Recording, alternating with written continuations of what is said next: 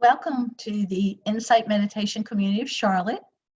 I'm Joy, one of your Dharma leaders, and it's so nice to see our Sangha brothers and sisters on these boxes, or for those of you who are in your pajamas or underwear to see your name up there.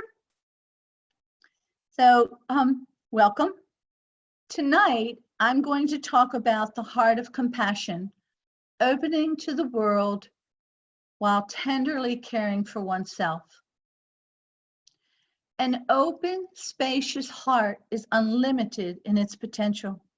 We see daily all the painful consequences of the hard times the world is facing today, increasing death tolls, loss of jobs and money, inequity, homelessness, hunger, a huge increase in domestic violence, all on a planet that too is suffering from abuse and greed.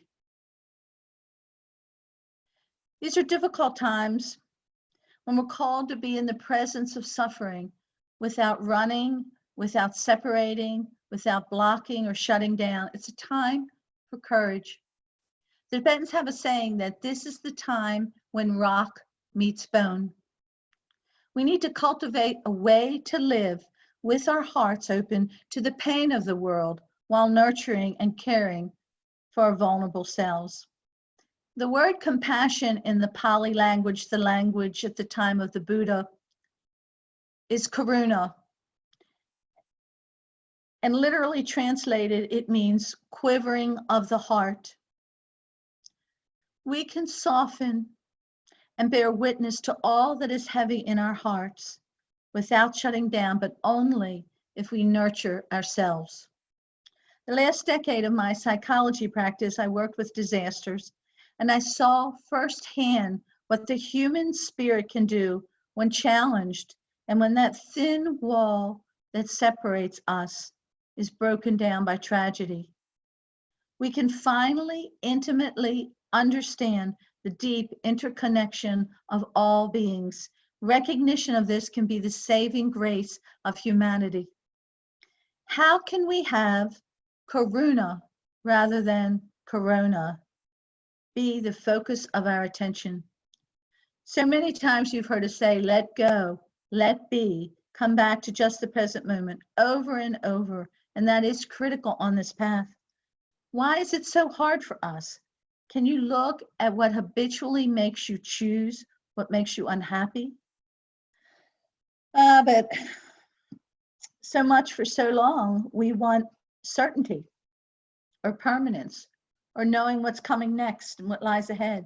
Outside my kitchen window, I have a plaque, maybe some of you have seen it at my house.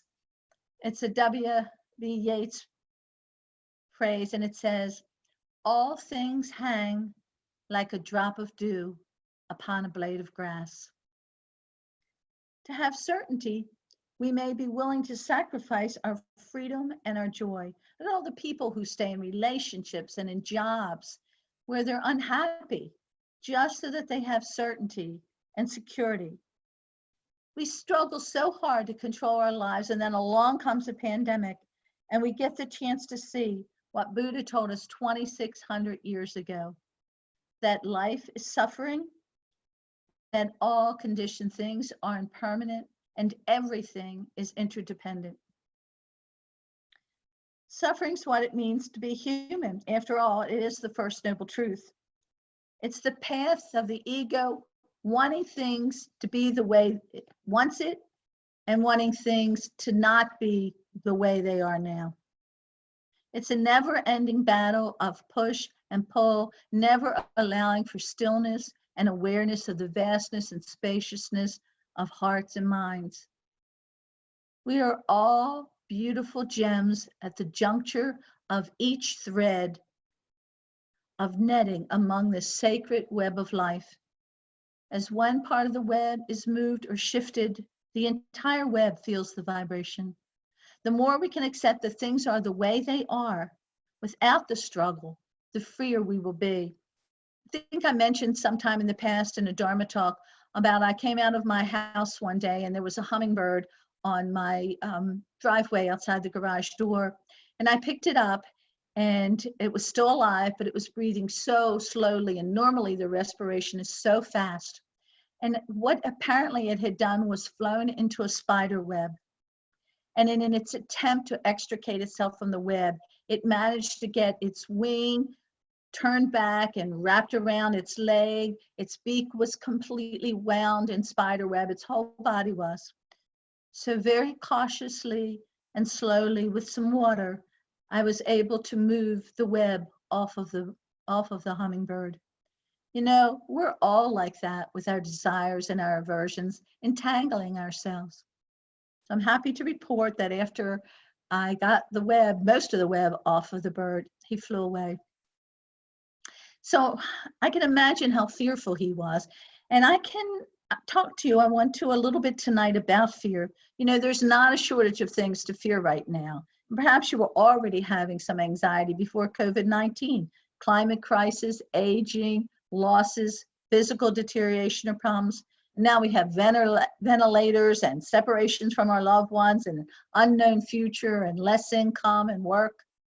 People are dying. Species are dying.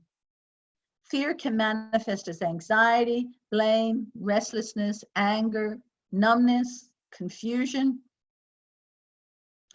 Biologically, we're programmed to fear. So you may not make the fear or anxiety totally dissipate, but there are things that you can do to help. As fear comes up, notice it without judgment. It's not a failure or something wrong.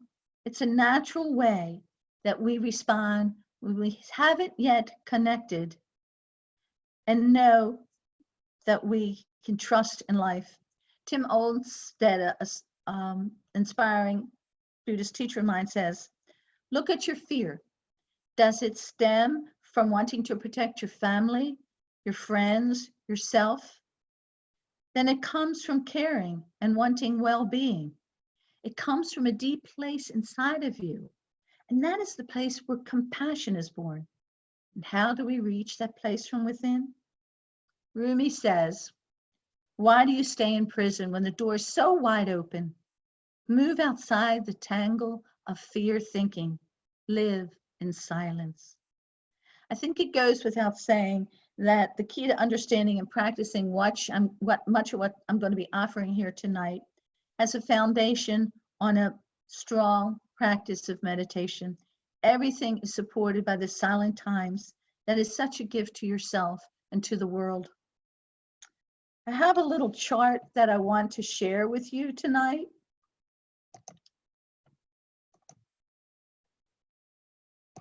It's on control, and I got this from my psychological association. He emailed it. Around the outside, it's things you can't control. You know, things like other people's reactions and whether or not they're wearing a mask and what their motives are and how much toilet paper is at the store.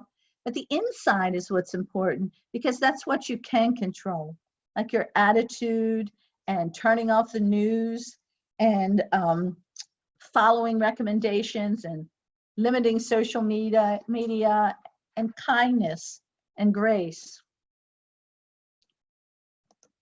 So the world is uncertain now, medically, economically, environmentally. It's scary on the edge of the unknown. Yet from unknown territory, we can actually gain inner strength by not having to cling to false notions of knowing or hoping to know, but by accepting our uncertainty. Buddha said, mind's the forerunner of all things, and it is, and your mind makes your heaven or your hell.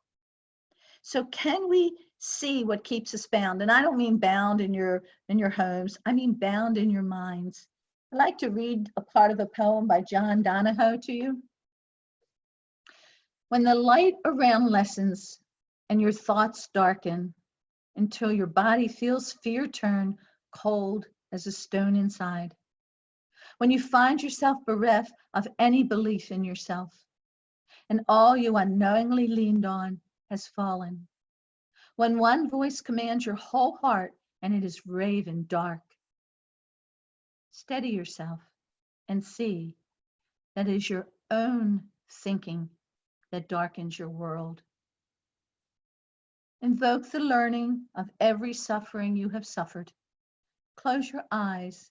Gather all the kindling about your heart to create one spark. That's all you need to nourish the flame that will cleanse the dark of its weight of festered fear. The world's uncertain now, medically, economically, environmentally. It's scary. Suffering is grounded in the fear of impermanence, and yet we know that everything is conditioned world in this conditioned world is impermanent. That we have a lot to lose. It's rooted in fear. Fear of loneliness, of change, of loss, of anything that can't be resolved. Fear of not living up to what you aspire to be. Fear of non-existence. Not knowing makes us afraid. This isn't about learning to avoid uncertainty and fear, but how we relate to the discomfort of them. Can we stay with a painful emotion without running away, shutting down, hardening into blame? What we resist becomes stronger and stronger. And instead of peace, there is an internal war. Right there in the moment of sadness or longing, could you relax and touch the limitless space of the human heart? We don't need an internal war. We want peace inside. Can you hold the pain, not trying to change anything? And if that's too much initially, maybe you can just begin by recognizing if you're ignoring or denying your fear. Perhaps you can look at it and ask, of what am I afraid? Maybe gradually move into facing the fear. What is happening with your body when you are anxious? Can you send tenderness to the part that is rigid or painful? Perhaps put your hand on your heart or place on your body. Feel it soothing and comforting.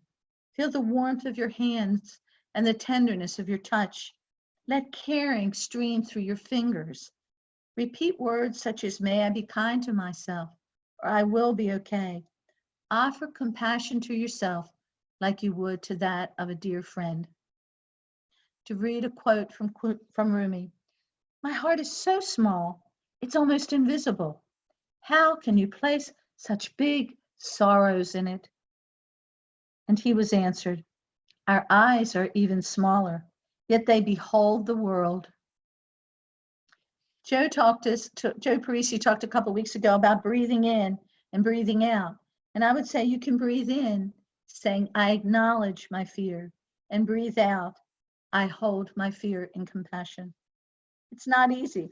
A few weeks ago, I talked about metta and how it is an antidote to fear. And that's such an important practice to remember.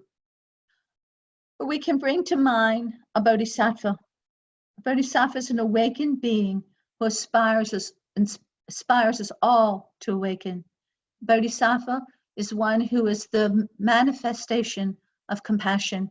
You might know the bodhisattvas Avalokitesvara or Kuan Yin or Shenrezig, or up on my wall behind me is a calligraphy by my dear root Zen teacher, Sung Sahan, and it says Kwanzaa Yombo Sol, which literally translated means she who hears the cries of the world. And so now, even though it's been many, many, many years since I practiced Zen, when I find that I'm really frightened, I start repeating Kwanzaa Yombo Sol to myself. And I'm immediately taken back to the beautiful Zen monastery in Providence where I practice, and the stillness that was in there, and support, encouragement. So it's really soothing. So let's look at some additional ways to care for yourself, because we're so interrelated that caring for yourself is caring for the world. I already mentioned coming back to the present, noticing and comforting your body, practicing metta, or phrase that can be chanted or repeated. But it's really important to watch your thoughts. Are you imagining worse outcomes or unrealistic outcomes? You might seek security, but going over and over in your mind what is distressing, trying to make sense of it or get control of it. Your mind is way bigger than your thought processes. Can you bring your attention to your awareness? That part that doesn't change, but sees your thoughts and sees your emotions. If you're aware of me talking now, that's the part I mean. the part that doesn't change but sees all the discursive thinking and all the internal chatter. Try to focus on that awareness. See this storyline, but don't get caught up in it. Ask yourself if thoughts are causing more suffering. And invariably, if they are, you'll be in the past or the future. Bring yourself back to the present. Bring yourself to the spaciousness of the presence. Breathe in deeply all that air that comes into you, that's shared with all the air in the room. Feel the spaciousness within you. Feel the spaciousness in the room. Feel all that spaciousness in the building that you're in and around the community, all the spaciousness around the earth, up into the sky and the stars and the planets above. This space is everywhere, only waiting for your opening. Ani Pema Chodron says, you are the sky, everything else is weather. Well, maybe you're hurt or angry or disappointed. We aren't trying to fix the world, though we can all help in whatever ways we can. But the most important thing is to meet it with a compassionate heart. Relax with expectations of yourself, and you should be. Let go of your judging mind. Be gentle. I want to read a poem by John Wellwood. Forget about enlightenment. Sit down wherever you are and listen to the wind that is singing in your veins. Feel the love, the longing, and the fear in your bones.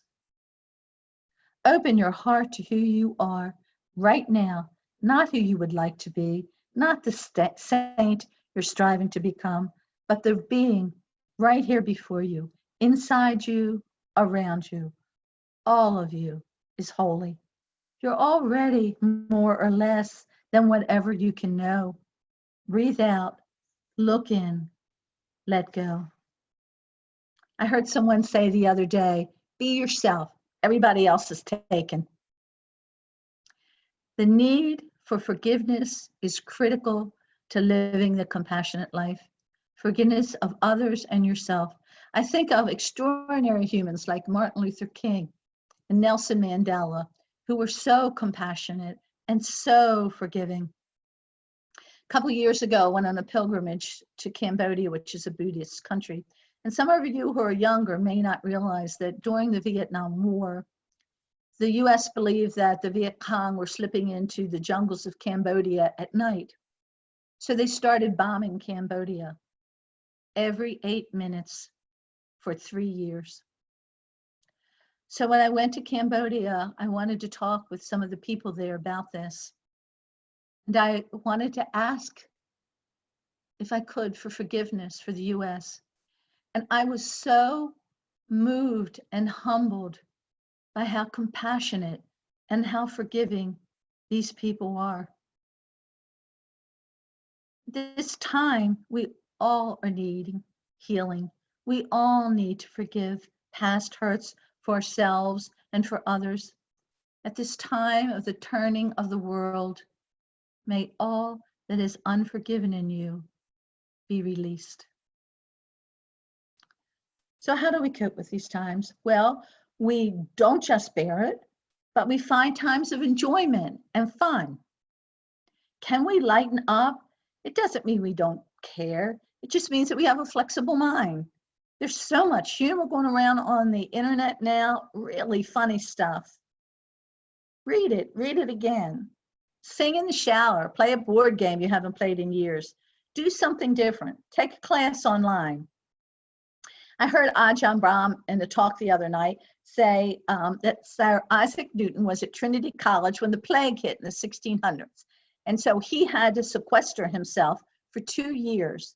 And that was such a time of intellectual achievements for him in physics and optics and math and astronomy. A fruitful intellectual time. Maybe you want to do something like that. Take an online course. Or how about connecting with family or friends that you haven't spoken with in a long time and that you've been meaning to contact? Read poetry. Listen to music you don't normally listen to. Get up and dance to it. We can be awake, both of suffering and joy. Rumi says, when you go to the garden, do you see roses or thorns?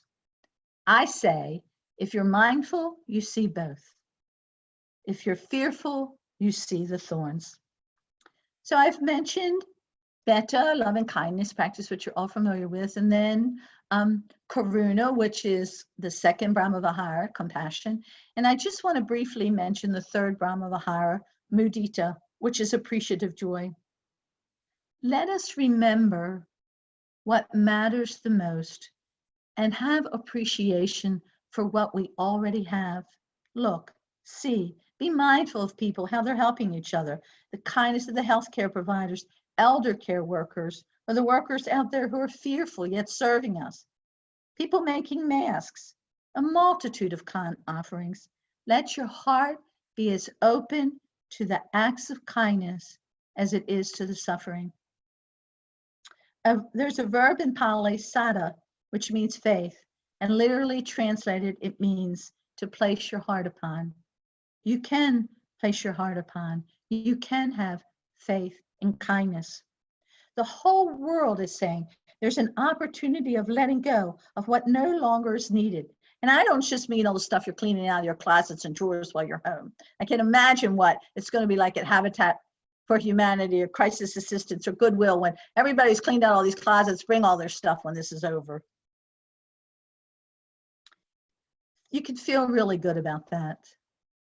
Maybe you could relax your expectations of yourself or who you think you should be. Try to gain a larger picture. When we are suffering, our focus narrows, but if it can expand it out, the greater we move out in our awareness, the more freedom we gain. Mingyur Rinpoche, my Vajrayana teacher, said, the entire path is a change of perception. If we don't see things differently, are pulled into grasping in the old way of being, then we are only seeing the losses, not the fruits. Our habitual assumptions about our ideas about how knowing how things are keeping us from seeing anything in a fresh way. I was doing a Zoom yoga class the other day, and one of the participants was saying at the end about how he's noticing birds for the first time, all these birds in his yard. He's 80 years old. We all need beginner's mind. And setting positive intentions. Each day I'll find the joy it brings, or whatever your positive intention may be. So on this 50th anniversary of Earth Day, look at this beautiful planet, which has provided and still continues to provide us with so much. There's a photo contest I heard about on NPR of urban wildlife. And it's still going on if any of you want to participate. And someone wrote in and said, oh, it's concrete all around me. Well, what about that little weed that's breaking through the concrete?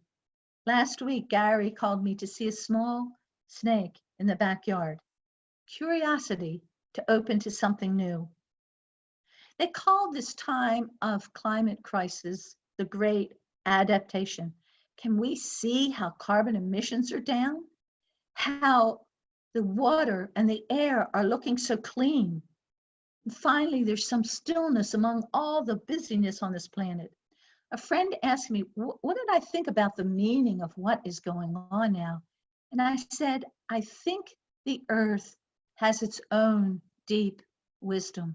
And I believe that what is happening is a balancing of the earth. And you too need to find a balance in your life. Are you exercising? Are you taking time to meditate and be still and go within, spending time with nature? See how connected we are. The scientists around the world are working on a common goal to save humanity from this suffering caused by the virus.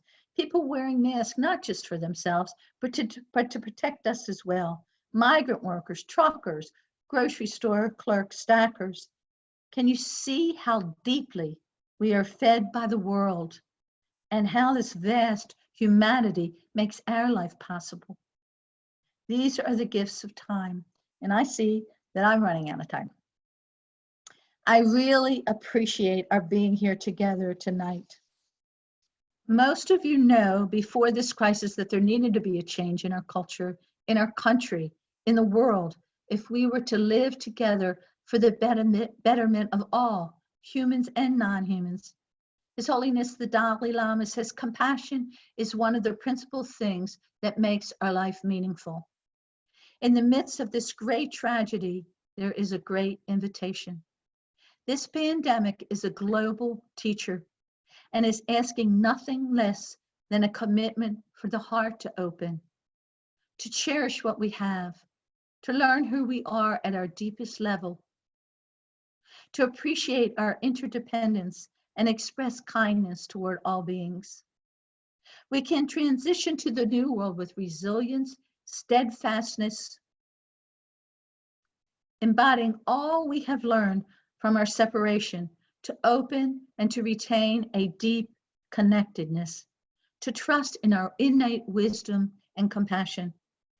Let us set the intention to be in the world with an open heart, even when the tender heart is quivering in the face of universal pain. It begins with self-compassion, embracing the totality of our experience with mindfulness, acceptance, forgiveness, faith, and our recognizing that we were all together in this vast spaciousness of heart and the sacred web of life. Thank you.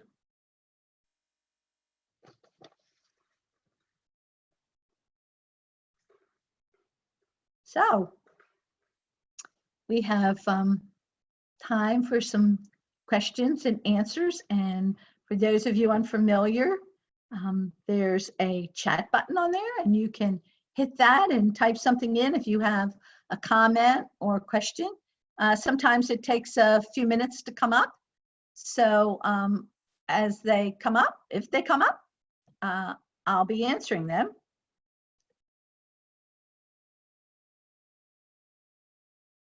And I also want to ask you, if you aren't on mute, to please, where that little microphone is, click on it so that it has a red line across it.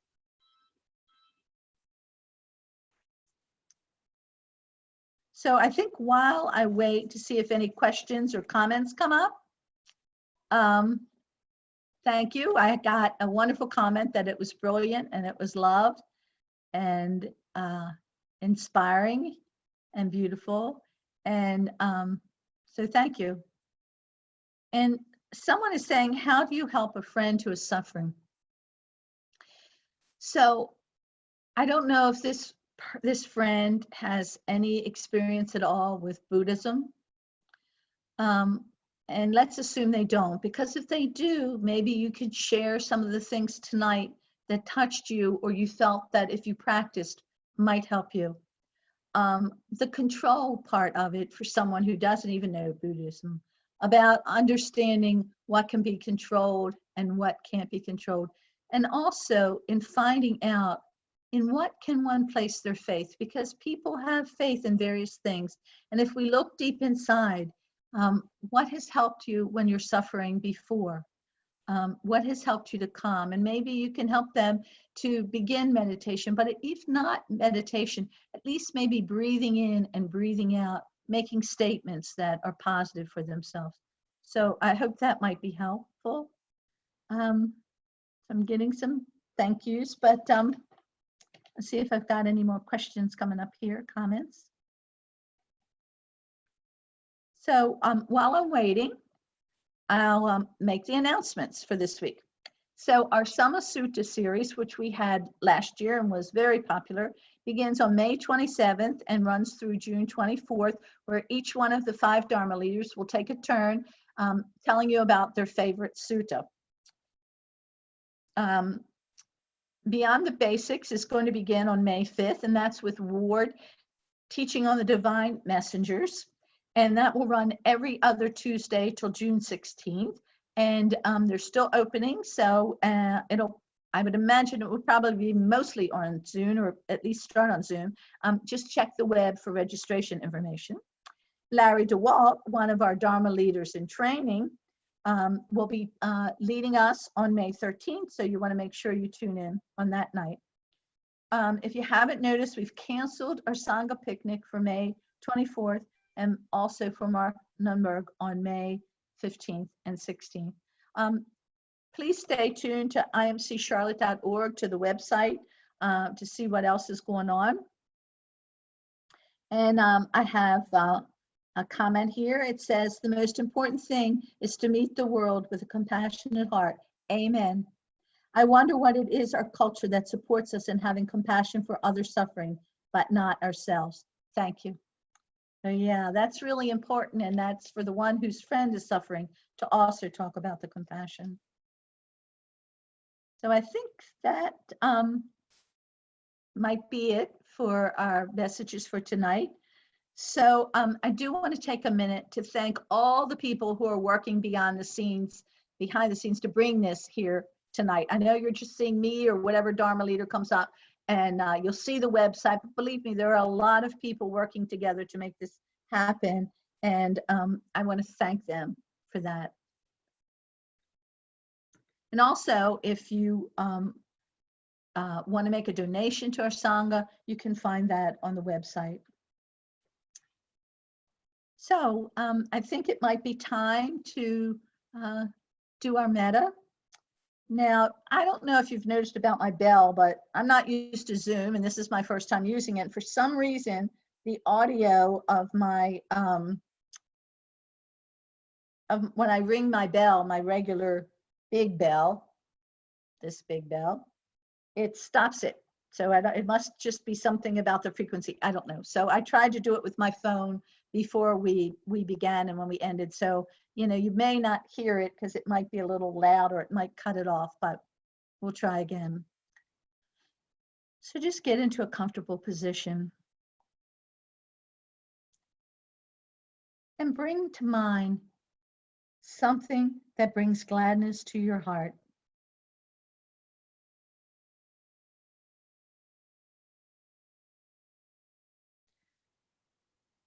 Take a few deep breaths.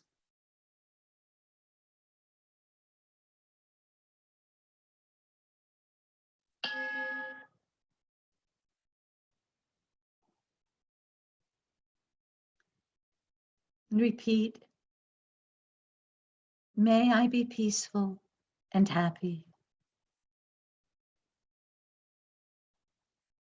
May I live a life of joy and ease.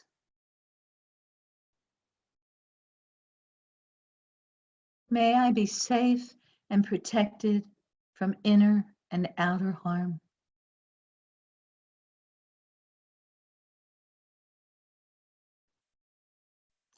May I meet the challenges and difficulties of my life with compassion.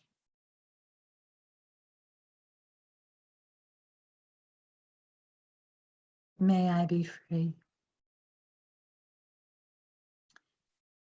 And now, if you would like to bring to mind or say out loud someone or some group to whom you would particularly like to send metta, and repeat, may you be peaceful and happy. May you live a life of joy and ease.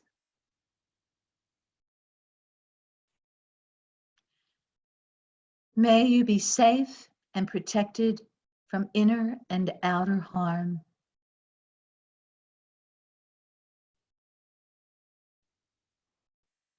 May you meet each challenge and difficulty in life with compassion.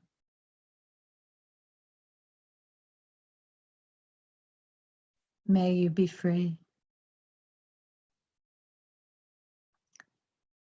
Now, for all beings everywhere and on this Earth Day, whether they be human or non-human, seen or unseen, large or small, may all beings be peaceful and happy. May all beings live a life of joy and ease.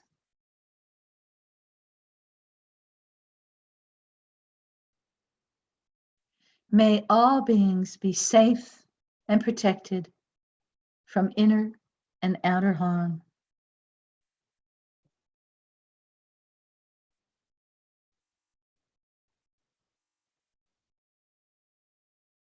May all beings meet life's challenges and difficulties with compassion.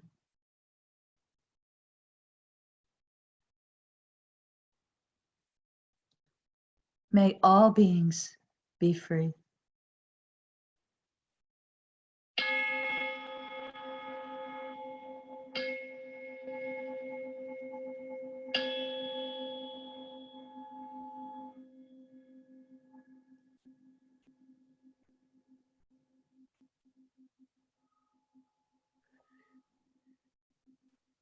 Thank you all. And it's wonderful to see you. And I hope to see you all next week. Good evening.